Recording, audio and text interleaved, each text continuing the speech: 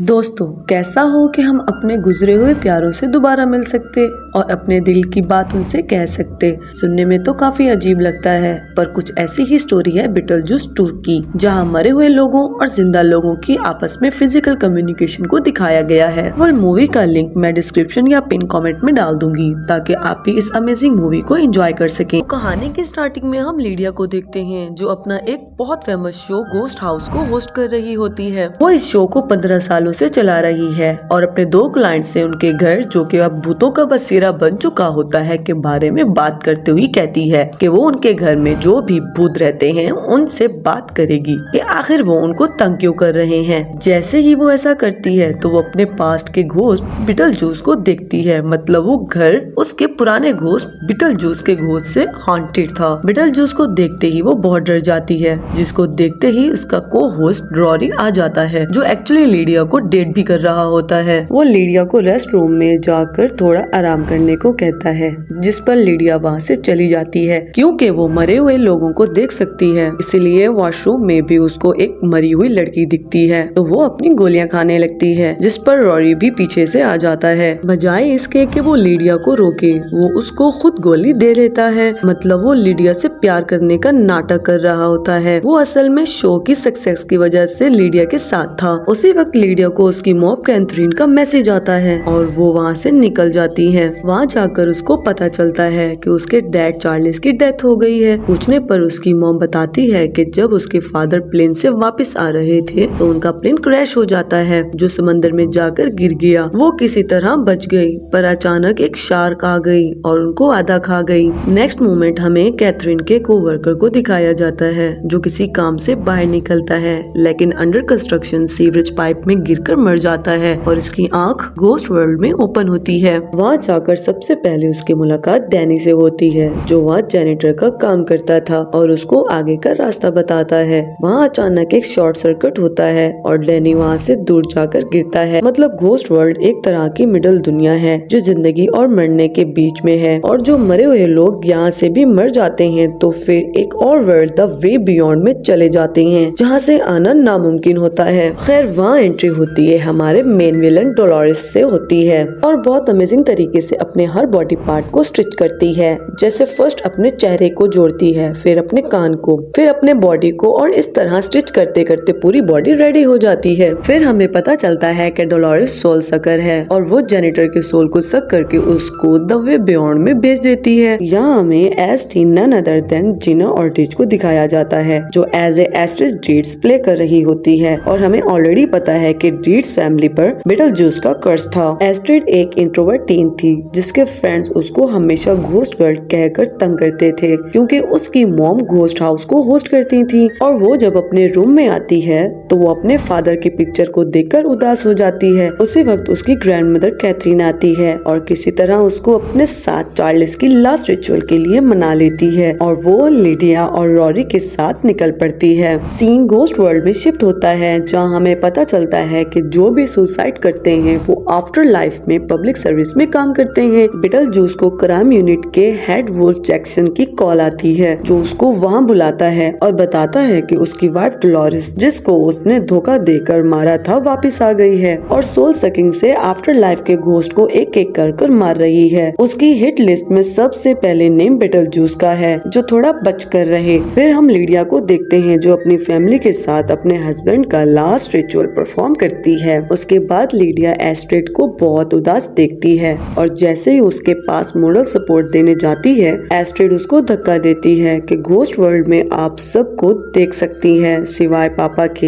यानी आप पापा से प्यार नहीं करते थे, जिस पर लीडिया बहुत दुखी हो जाती है। फिर हम आफ्टर लाइफ में बीटलजूस को देखते हैं, जो अपनी और डोलोरेस की कहानी बता रहा होता है कि कैसे सन 1945 से शुरू होने वाली ब्लैक प्लेज की मारामारी में कैसे मरे हुए लोगों से चोरी करके अपना गुजारा किया करता था। कब्रिस्तान में उसकी मुलाकात डोलोरेस से होती है और वो दोनों आपस में शादी कर लेते हैं और डोलोरेस के अमर होने के लिए ये शर्त है कि वो अपने हस्बैंड को मार दे और उसके सोल को भी चुरा ले। लेकिन बीटलजूस को पहले से ही उसके प्लान के बारे में पता होता है और उल्टा डोलोरेस को ही बीच में से काट देती है और वो बताता है कि वो वापस आ गई है और बदला लेना चाहती है। उसके बाद सीन एस्ट्रिड की तरफ शिफ्ट होता है और रॉरी उसके पास आकर उसके फादर की डेथ पर उसको तसल्ली देता है ताकि वो एस्ट्रिड की सिंपैथी ले ले, लेकिन एस्ट्रिड तो उससे सीधे मुंह बात भी नहीं करती और वो वहाँ से चली जाती है। और बाहर रॉरी लीडिया को शादी के लिए प्रपोज कर देता है। लीडिया थोड़ी सी हेजिटेट हो जाती है लेकिन बाद में एक्सेप्ट कर लेती है, जिसको देखकर एस्ट्रिड बहुत गुस्सा होती है और अपनी साइकिल लेकर वहाँ से चली जाती है। रास्ते में उसका एक्सीडेंट हो जाता है और वो ट्री हाउस से टकरा जाती है।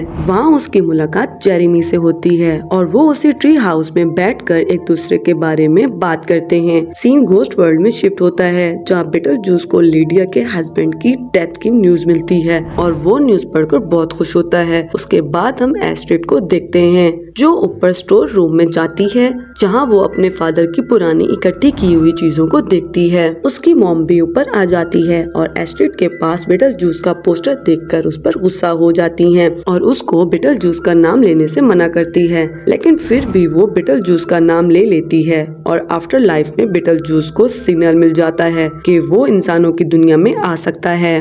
उसके बाद हम लीडिया को देखते हैं जिसको मोबाइल पर बीटलजूस का मैसेज आ जाता है और वो डरकर ऊपर स्टोर में चली जाती है। बाद में रॉरी भी वहाँ आ जाता है जिस पर लीडिया रॉरी को बताती है कि बीटलजूस वापस आ गया है और बीटलजूस का प्लान ये होता है कि वो लीडिया से शादी करेगा और वापस से जिंदा हो जाएगा।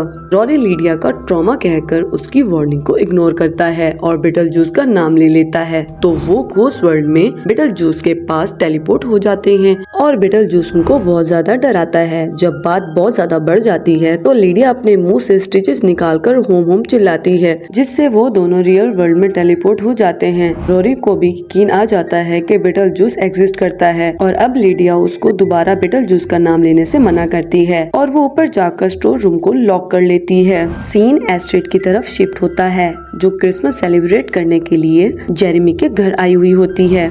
जेरेमी एस्ट्रिड को बताता है कि वो घोस्ट है और वो लेविटेट होने लग जाता है, जिस पर एस्ट्रिड को भी अपनी मॉम की बातों पर यकीन हो जाता है। एस्ट्रिड जेरेमी से पूछती है कि तुम होस्ट कैसे बने, जिस पर वो उसको बताता है कि वो उसी ट्री हाउस से नीचे गिर गया था और इस बात को 23 साल हो चुके हैं। एस्ट्रिड ये बात सुनकर जाने लगती है, लेकिन जेरेमी बताता है कि वो दोबारा जिंदा हो सकता है और उसको एक बुक दिखाता है जिसमें सब कुछ लिखा होता है। एस्ट्रिड उसको कहता है कि उसको एक जिंदा इंसान की हेल्प की जरूरत है और जब वो उसको उसके डैड से घोस्ट वर्ल्ड में मिलाने का वादा करता है तो एस्ट्रिड मान जाती है। वहीं पर सीन जेनी की तरफ शिफ्ट होता है जो लीडिया को बताती है कि जेरेमी तो 23 साल पहले मर चुका है और मरने से पहले उसने अपने मॉम एंड डैड को भी मार डाला था और जब वो पुलिस से भाग रहा था तो वो ट्री हाउस से गिरकर मर गया। लीडिया फौरन जेरेमी के घर की तरफ निकल पड़ती है, लेकिन इससे पहले कि वो एस्ट्रिड तक पहुंच पाती वो ऑलरेडी घोस्ट वर्ल्ड में जा चुकी होती है। घोस्ट वर्ल्ड में पहुंचने के बाद वो इमिग्रेशन सेंटर में जाती है जहां सारे मरे हुए लोगों की रजिस्ट्रेशन होती है। सीन कैथरीन की तरफ शिफ्ट होता है जो एक रिचुअल परफॉर्म कर रही होती है और वो भी घोस्ट वर्ल्ड चली जाती है। लीडिया स्टोर रूम को अनलॉक करके बीटलजूस को बुला लेती है और जेरेमी की बुक दिखाती है जो बीटलजूस बताता है कि वो तुम्हारी बेटी के सोल के बदले खुद जिंदा होना चाहता है। बीटलजूस कहता है कि वो इस ट्रेड को रोक सकता है अगर लीडिया उससे शादी कर ले। वो मजबूरन ये ऑफर मान लेती है और उससे एक एग्रीमेंट भी साइन करवा लेता है। बीटलजूस वर्ल्ड की तरफ एक पोर्टल बनाता है और वो दोनों उसमें चले जाते हैं, लेकिन उस पोर्टल से बाकी घोस्ट भी रेड वर्ल्ड में आ जाते हैं जिनको देखकर सारे डर जाते हैं। सीन एस्ट्रिड की तरफ शिफ्ट होता है जिसको पता चलता है कि जेरेमी उसे धोखा दे रहा होता है और उसको सोल ट्रेन में बैठकर द वे बियॉन्ड की तरफ भेज रहा है ताकि उसकी सोल के बदले रियल वर्ल्ड में जा सके। जब वो एस्ट्रिड को पकड़ कर ले जा रहा होता है तो एस्ट्रिड को अपने फादर भी दिख जाते हैं और वो उसके पीछे निकल पड़ता है। वहीं पर हम डोलोरेस देखते हैं जो सोल चुराने आई हुई है ताकि वो अमर हो सके, लेकिन बीटलजूस वहाँ नहीं होता। सीन लीडिया की तरफ शिफ्ट होता है जो एस्ट्रिड को वहाँ से छुड़ा लेती है और जब वो वहाँ से भाग रही होती है तो वो डेजर्ट में टेलीपोर्ट हो जाती है। वहाँ उनका सामना सैंडवर्म से होता है जो उनको खाने की कोशिश करता है, लेकिन सही वक्त पर एस्ट्रिड का डैड उनको वहाँ से बचा लेता है। फिर हम डोलोरेस को देखते हैं जो बॉब से बीटलजूस का पूछती है। बॉब उसको कुछ नहीं बताता तो उसकी सोल को शक करके उसको द वे बियॉन्ड में भेज देती है। ये सीन बहुत ज्यादा इमोशनल होता है। नेक्स्ट सीन में हम टीट्स फैमिली को देखते हैं जो जेरेमी को ढूंढ लेते हैं। अपना पासपोर्ट बनवा कर वहाँ से जाने ही वाला होता है, लेकिन उसका पासपोर्ट क्योंकि बीटलजूस ने बनाया होता है वो उसको हेल में भेज देता है और एस्ट्रिड का डैड उनको घोस्ट वर्ल्ड से बाहर निकलवा देता है। अर्ली डियर रॉरी के साथ अपनी मैरिज सेरेमनी में चली जाती है। चर्च में पहुंचकर लीडिया देखती है कि रॉरी ने बहुत सारे इन्फ्लुएंसर आए हुए हैं। बीटलजूस उनको बताता है कि लीडिया ने उससे शादी करने के एग्रीमेंट पर साइन किया है, जिस पर सब हैरान हो जाते हैं। बीटलजूस रॉरी में सच का एक सीरम इंजेक्ट कर देता है, जिस पर वो मीडिया से कन्फेस करता है कि उसने लीडिया से सिर्फ उसके पैसों के लिए रिलेशन बनाया और लीडिया को रेड वेडिंग ड्रेस पहना कर वहाँ डांस स्पेल कर देता है, जिससे सारे नाचने लग जाते हैं। थोड़ी देर बाद वहाँ पर वुल्फ जैक्सन की भी एंट्री हो जाती है, लेकिन बीटलजूस उन सबको फ्रीज कर देता है और उसके बाद डोलोरेस भी वहाँ आ जाती है। बीटलजूस डोलोरेस से बात करने में बिजी होता है तो मौके का फायदा उठाकर एस्ट्रिड जेरेमी की बुक खोलकर सैंडवर्म को बुलाने का स्पेल लीड कर लेती है।